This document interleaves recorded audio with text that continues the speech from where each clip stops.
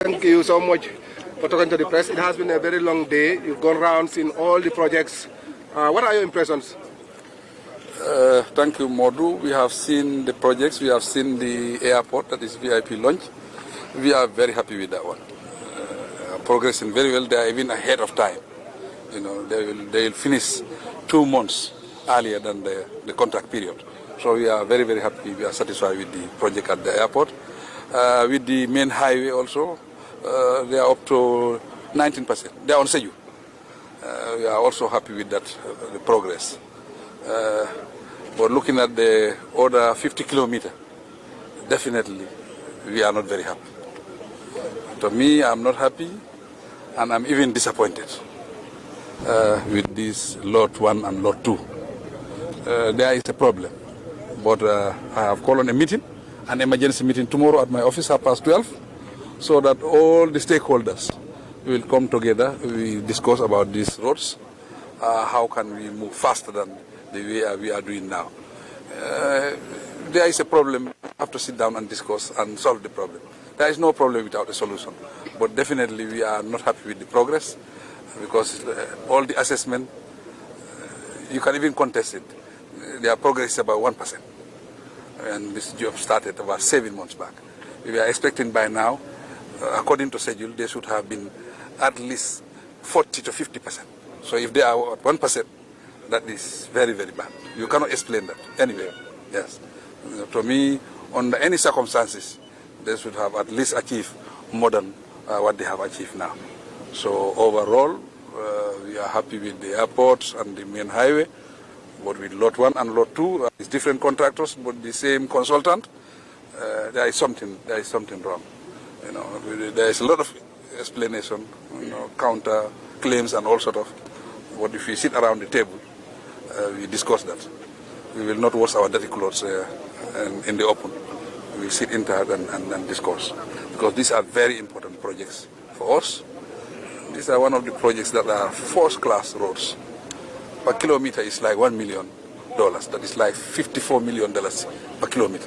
This is not a small job. This is not a joke, you know. And these roads are connected to the OIC, you know. And definitely the OIC technicians will come to inspect our readiness, you know. And I don't want the contractors to affect our hosting of the OIC. So basically, overall, I think this is my assessment. Your Excellency, I know you mentioned that you're going to call, you're calling for an emergency meeting tomorrow at your office, but do we have an idea what is responsible for the slow pace of works in some of these areas? We don't know what is responsible as of now. There are a lot of explanations, but I think technicians should sit around the table with government to discuss this with our technicians also, you know, and look at what are the problems. But there is a problem, you know, and we want to solve the problem. Solving the problem is not like standing outside quarreling over it. We have to sit and discuss to make sure that the problem is solved, and we push the work so that we can move faster than the way. Yes, we have to adjust on the accelerator to make sure we achieve the finishing of these roads on time. We also noticed that people were coming out to show appreciation. What message do you have for members of the public, especially in terms of taking ownership as well of these projects? Yes, members of the public, we are very happy with their support.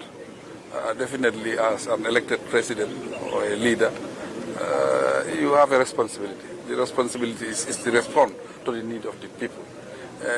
That is to make sure that to impact on the life of the people, and definitely this road will definitely impact on the life of the people. It will reduce congestion, you know, and short forward. So we appeal to the people to exercise more patience and continue to support, because without their support we cannot achieve these very important projects.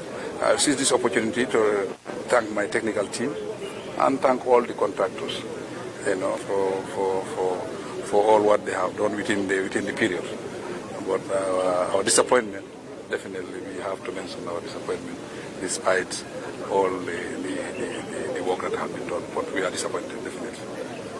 Mr. President, given the disappointment and according to your observation today, are you still optimistic that the Gambia will host the OIC? We are very optimistic that we will host the OIC because as a country we are are committed 100%. The political will is there. And our partners also are supporting us. The Saudis are supporting us. And the Secretary General was here. We briefed him. And they are all supporting the Gambia. At least sometimes there is support for smaller countries.